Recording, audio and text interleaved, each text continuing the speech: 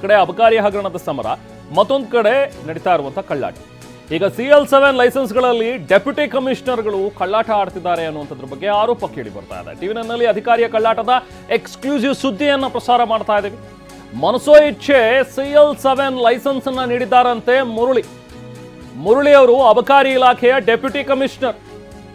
CL7 boarding ಮತ್ತು ಲಾಡ್ಜಿಂಗ್ಗೆ ನೀಡುವಂತಹ licence ಅನ್ನ ರೂಲ್ಸ್ ಪ್ರಕಾರ ಶಾಲೆ ಎದುರು CL7ಗೆ ಲೈಸೆನ್ಸ್ ಕೊಡಂಗಿಲ್ಲ. ಆದ್ರೆ ಇಲ್ಲಿ ಶಾಲೆ ಎದುರೇ CL7 ಲೈಸೆನ್ಸ್ ಅನ್ನ ಕೊಟ್ಟಿದ್ದಾರಂತೆ ಮುರಳಿ ಅವರು. ಅವರೇ ಸ್ಯಾಂಕ್ಷನ್ ಮಾಡಿರೋದು, ಅವ್ರು ಸಹಿ ಹಾಕಿದ್ದಾರೆ ಅನ್ನುವಂಥ ವಿಚಾರ. 30-40 ಜಾಗಕ್ಕೂ ಕೂಡ CL7 ಲೈಸೆನ್ಸ್ ಕೊಟ್ಟಿದ್ದಾರೆ. ಇವ್ರ ಮೇಲಿರುವಂತಹ ಆರೋಪ ಇದು. ಕಳೆದ 2 ವರ್ಷದಲ್ಲಿ 60 CL7 ಗಳಿಗೆ ಲೈಸೆನ್ಸ್ ಅನ್ನ ಕೊಟ್ಟಿದ್ದಾರೆ ಇವರು. CL7 ಲೈಸೆನ್ಸ್ಗಳನ್ನ ಪಾಸ್ ಮಾಡಿದರೆ 2 ವರ್ಷದಲ್ಲಿ 60 ಅಂತ.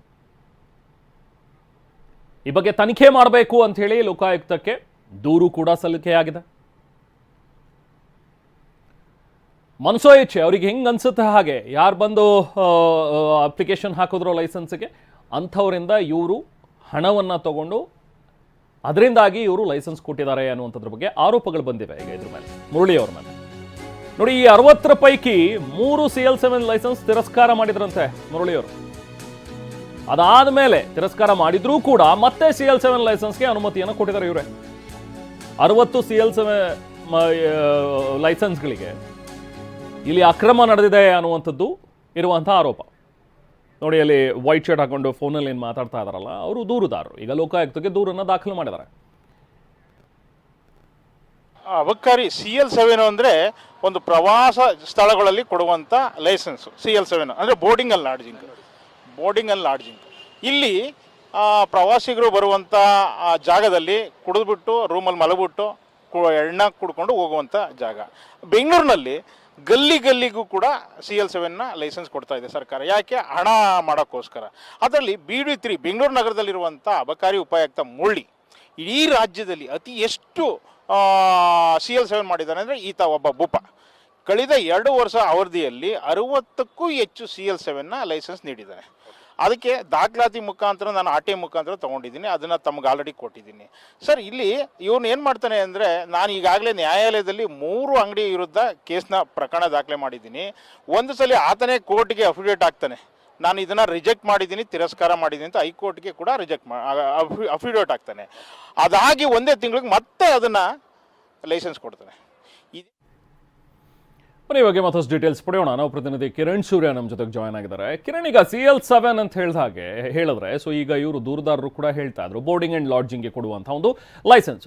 ಸೊ ಆದರೆ ಇಲ್ಲಿ ಶಾಲೆ ಮುಂದೆ ತೆರೆಯೋ ಹಾಗಿಲ್ಲ ಅನ್ನುವಂಥದ್ದು ಕಡ್ಡಾಯವಾಗಿದೆ. ಅದರ 100 ಮೀಟರ್ಗಿಂತ ಜಾಸ್ತಿ ಇರಬೇಕು ವಿಸ್ತೀರ್ಣ, ಮನೆಯ ಒಂದು ರೆಸಿಡೆನ್ಷಿಯಲ್ ಏರಿಯಾ ಇರಬಾರ್ದು. ಈ ಥರದ್ದು ಒಂದಷ್ಟು ಕಂಡೀಷನ್ಸ್ಗಳೇನಿದೆಯಲ್ಲ, ಅದನ್ನೆಲ್ಲವನ್ನೂ ಕೂಡ ಹೇಗೆ ಗಾಳಿಗೆ ತೂರಿ ಇವ್ರು ಲೈಸೆನ್ಸನ್ನು ಕೊಟ್ಟರು. ಅದು 2 ವರ್ಷದಲ್ಲಿ 60 ಅಂತ ಹೇಳಿದ್ರೆ ಹೇಗೆ ಸಾಧ್ಯ ಆಯ್ತಿದ್ದು? ಯಾಕೆ ಇವ್ರ ಮೇಲೆ ಯಾಕೆ ಕ್ರಮಗಳು ಆಗಲಿಲ್ಲ?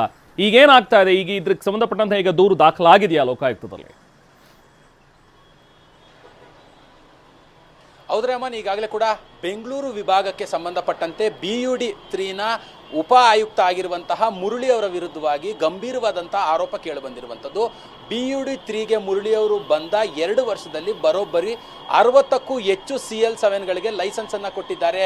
ಈಗಾಗಲೇ ಆ 60 ಲೈಸೆನ್ಸ್ಗಳ ತನಿಖೆಯನ್ನು ಮಾಡಿ ಅಂತೇಳಿ ಲೋಕಾಯುಕ್ತಕ್ಕೂ ಕೂಡ ದೂರು ಸಲ್ಲಿಕೆ ಆಗಿರುವಂಥದ್ದು.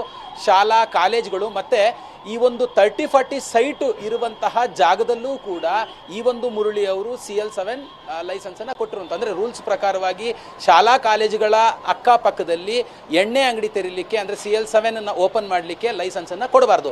ಆದರೂ ಕೂಡ ಮುರಳಿ ಅವರು ಅನಧಿಕೃತವಾಗಿ ಲೈಸೆನ್ಸನ್ನು ನೀಡಿದ್ದಾರೆ ಅನ್ನುವಂಥ ಒಂದು ಆರೋಪ ಕೇಳಿಬಂದಿರುವಂಥದ್ದು. ಇದು ಒಂದು ಕಡೆ ಆದರೆ, ಎರಡನೇದು ಇಡೀ ರಾಜ್ಯದಲ್ಲೇ 2 ವರ್ಷದಲ್ಲಿ ಅತಿ ಹೆಚ್ಚು ಲೈಸೆನ್ಸ್ಗಳನ್ನು ನೀಡಿದ್ದಾರೆ ಅನ್ನೋಂಥ ಒಂದು ಆರೋಪ ಕೇಳಿಬಂದಿರುವಂಥದ್ದು.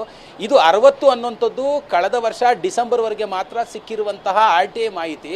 ಈ ವರ್ಷ 10ರಿಂದ 15ಕ್ಕೂ ಹೆಚ್ಚು CL7ಗಳನ್ನು ಲೈಸೆನ್ಸನ್ನು ನೀಡಿದ್ದಾರೆ ಅನ್ನೋಂಥ ಒಂದು ಮಾಹಿತಿಗಳು ಕೂಡ ಈಗಾಗಲೇ ಸದ್ಯಕ್ಕೆ ಲಭ್ಯವಾಗ್ತಿರುವಂಥದ್ದು.